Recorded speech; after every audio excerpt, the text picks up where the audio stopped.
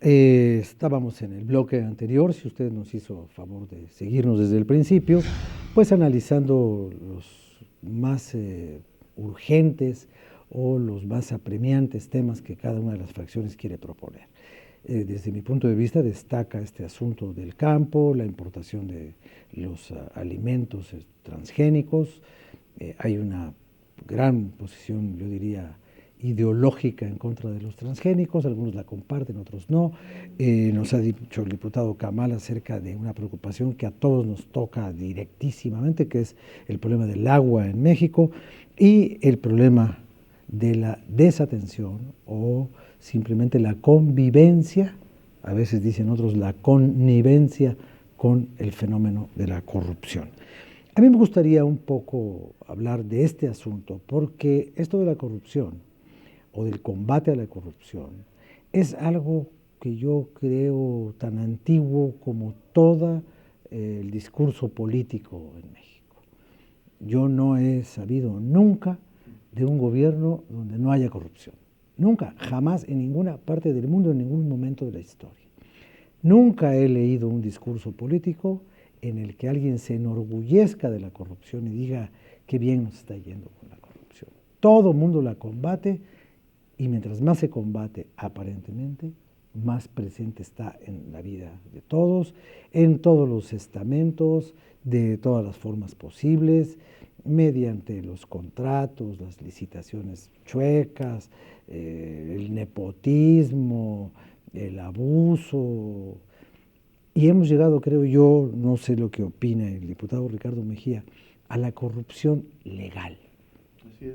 Hay leyes que permiten cosas que en otro orden de ideas o en otra lógica serían combatidas. Entonces se propuso una comisión anticorrupción, ahora se propone una fiscalía dentro de la Procuraduría General que se va a transformar también, y es otro tema, en una fiscalía autónoma en el país, con capacidad propia de gestión y de presupuesto y de designación a través del propio Congreso. Pero, a ver, platiquemos en este bloque acerca de este asunto que a todos nos toca. Ahora, si no quieren platicar de este asunto, me dan una lana y cambiamos el tema, ¿no? Pues y ya, y se acabó el problema. Digo, aquí no nos vamos a pelear, si lo podemos arreglar, ¿no? Sí, si me permiten. Sí, el diputado Mejía. Comentábamos antes del programa aquí con los compañeros el tema de oceanografía, que ya prácticamente salió de las primeras planas, está oculto y el señor Amado Yáñez sigue en la impunidad.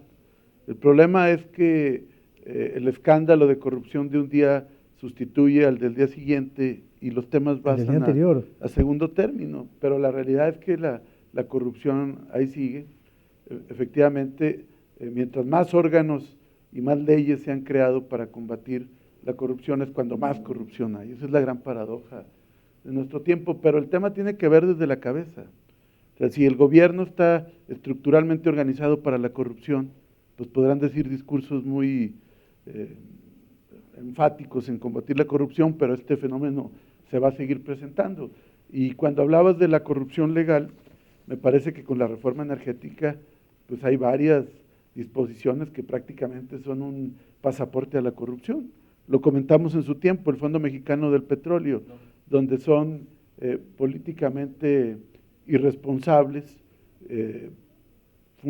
los que serán miembros del Comité del Fondo Mexicano del Petróleo, los consejeros independientes, que no serán motivo de responsabilidad, que tienen una serie de atenuantes si cometen disposiciones erróneas en materia financiera, precisamente porque decían, por ejemplo, yo me acuerdo que el gobernador del Banco de México decía que porque toman decisiones muy importantes y a veces al calor de las decisiones se equivocan, pero eso me parece que es querer taparle el ojo al macho. La realidad es que en varios de los temas de la reforma energética, en los contratos, en las asignaciones, en las licencias, en la fiscalización, en las fijar precios de regalía, hay tramos inmensos para la corrupción. El tema del nuevo aeropuerto, por ejemplo, es otro negocio sexenal, o transeccional, digámoslo, con todas sus letras, y me parece que el problema de fondo es que este gobierno, idea no es el Estado mexicano, la idea es cómo se perpetúan en el gobierno y cómo siguen haciendo negocios con sus socios de dentro y fuera del gobierno, y mientras esto haya no vamos a poder combatir la corrupción. Por eso tiene que haber un cambio de fondo, tiene que haber otras autoridades. Lo que tú comentabas, Rafael, pensar que no va a haber gobierno donde haya fenómenos de corrupción sería tanto como pensar que no hay una sociedad donde no haya delitos. O sea, finalmente sí hay un componente antisocial, hay gente que quiere el dinero fácil, pero si además de eso toda la estructura organizacional del gobierno lo facilita, lo y no lo facilita, pues castiga. esto va a ser un barril sin fondo. Y en ese Ahora, sentido, nosotros vamos a seguir insistiendo hay en el tema. hay un lugar común, una cosa muy frecuente que se dice que el verdadero problema de la corrupción no es que se cometan delitos. El verdadero problema de la corrupción es que no se castiga la comisión de los delitos. Entonces, en ese sentido, pues, ¿qué es más grave? ¿La corrupción genera impunidad, porque la impunidad es la propia corrupción de un sistema de justicia, o un sistema de justicia corrupto que permite la impunidad estimula la corrupción? Dicho en palabras del filósofo de Güemes, ¿qué fue primero, el huevo o la gallina? Sí, Rafael, y a su respetable auditorio. Yo creo que se complementan los temas.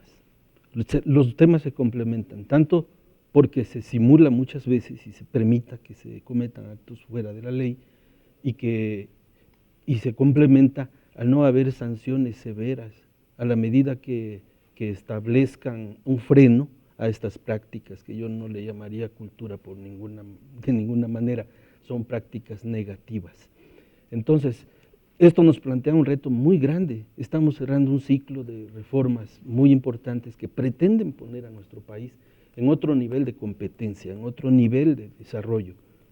Pero si no logramos poner medidas, frenos, condiciones para que las sanciones sean las que pongan freno en un momento dado a estas prácticas, entonces estamos tal vez poniendo en duda la efectividad de estas reformas. Necesitamos ser concretos desde el legislativo, desde el ejecutivo, el judicial, hacer un trabajo de conjunto interinstitucional para poder garantizar que los órganos reguladores cumplan con los objetivos para lo cual fueron creados. Y Nueva Alianza ha propuesto cuidadosamente que esa parte se tiene que cuidar, la transparencia, la rendición de cuentas, la honestidad de las instituciones, pero también de los órganos que tienen que vigilar y controlar las gestiones, la aplicación de la justicia también es muy importante que se fortalezca. ¿Usted estaría de acuerdo, diputado Cantú, con este asunto de que es el tema fundamental? O sea, dicen que dos son los problemas reales de este país, que si esos dos se resolvieran, todo lo demás se resolvería solo. Bueno, no solo, pero de una manera más fácil. La corrupción y la desigualdad. Ayudaría. Los países que menos corrupción tienen están los nórdicos y tienen un sistema más equilibrado. Su sociedad es menos desigual. Pero el Partido del Trabajo es un partido que busca una sociedad socialista, un cambio de fondo, ir más allá del capitalismo que ya demostró que no soluciona, y ver esto desde la óptica de los trabajadores. Entonces, ¿qué mayor corrupción que al trabajador no se le pague lo que se le debería de pagar? México es uno de los países más injustos. Tenemos los salarios más bajos del mundo porque nos han querido hacer competitivos con bajos salarios para que vengan los grandes empresarios extranjeros a invertir, porque aquí somos competitivos, porque se le paga muy poco a los mexicanos. Pero es un modelo que ya demostró su ineficiencia, porque no hay consumo en México, la economía interna se debilita. Entonces, el tema que está ahorita en el debate público del aumento, ¿no?, del salario mínimo, es un tema trascendental para las políticas económicas en un país. Una buena parte de países sudamericanos han ido en los últimos años incrementando el salario real de los trabajadores. Pero Argentina lo acaba de subir y se van a arrepentir el resto de su vida, ¿no? No, no lo acaba de subir. Tienen todo un proceso desde que llegó Néstor Kirchner, donde han incrementado el valor real del salario en Argentina, y no nomás en Argentina, también en Brasil, con la presidencia de Lula da Silva, también incrementaron sustantivamente el salario, también en Uruguay, también en Bolivia, también en Ecuador, en la mayor parte, en Chile, en la mayor parte de Sudamérica se ha incrementado el poder adquisitivo del salario, y nosotros vamos a presentar una iniciativa en este periodo para que ya no sea una comisión por ahí de burócratas quienes decidan si se sube o no el salario, que sea la Cámara de Diputados, los representantes de la nación que defiendan los intereses de la mayoría de los trabajadores de México, porque ya basta de que se habla mucho de corrupción acá de un contrato y todo, pero la mayor corrupción es que se les quita a los trabajadores lo que merecen por su trabajo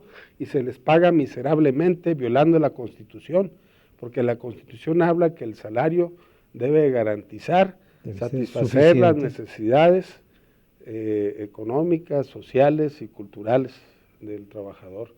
Entonces, nosotros en este periodo vamos a presentar una iniciativa para que sea la Cámara de Diputados y no un pequeño grupo de burócratas los que definan el asunto del salario mínimo, de los salarios mínimos profesionales, generales, para que empiece un proceso de recuperación del salario mínimo al salario y con esto aumente el consumo en el país, se reactive la economía y empezamos a tener una economía no dependiente del extranjero, sino dependiente del consumo mismo de los mexicanos. Ya basta de tanta pobreza y tanta miseria. Bueno, pues esos son los temas hasta este momento, ya ve usted cómo se van ampliando. Y sobre esto del estímulo a la economía y del movimiento económico y de los motores que pueden detonar algunas cosas, si ustedes están de acuerdo, me gustaría que en el próximo bloque, después de oír la intervención de Miguel Reyes Razo, pudiéramos hablar sobre si de veras esta construcción de este aeropuerto puede ser vista como la bomba atómica que rompa todas las barreras para que haya una economía en movimiento, por lo menos en el centro de México, durante muchos años, haciendo desde trenes, carreteras, autopistas, segundos pisos, etcétera, etcétera, etcétera. Ahorita regresamos y vamos a ver qué opinan los señores diputados.